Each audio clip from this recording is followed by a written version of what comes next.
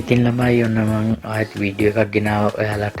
පළවෙනි වීඩියෝ එක බලපු ගොඩක් අය මගෙන් අහලා තිබුණා බයිසිකලේ හොදද්දී ඇයි මේ විදිහට වටේ තියෙන කැලි ටික ගලවන්නේ කියලා.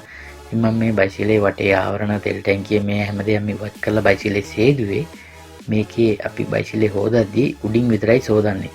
ඉතින් බයිසිකලේ උඩින් විතරක් සෝදලා බෑ. මේක ඇතුලේ කුණු දූවිලි වැලි එතකොට මචං මේ හැමදේම එකතු වෙලා කළු පාටට බැඳිලා මේ චේන් ගාඩ් වල චේන් කවරේ එතකොට මේක ඇතුලින් මිදිලා තියෙනවා. ඉතින් අපි උඩින් විතරක් හොදද්දී මේවා කොහොම ඉවත් කරලා හොදන්න බෑ.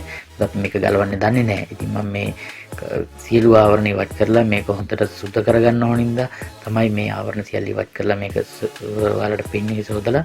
ඉතින් ඔයාලත් මේ විදිහට try කරලා බලන්න. ගලවන්න පුළුවන් කැලි විතරක් ගලවන්න. ගලවන්න බැරිව ගලවන්න එපා. මොකද ඔයාලට ගරාජ් එකට යන්න වෙයි ඊට පස්සේ.